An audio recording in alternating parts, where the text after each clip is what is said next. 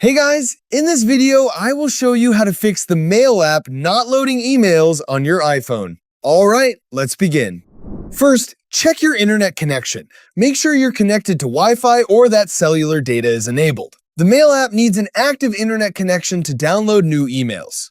Next, turn airplane mode on for a few seconds, then turn it back off. This refreshes your network connection and can resolve temporary connectivity issues.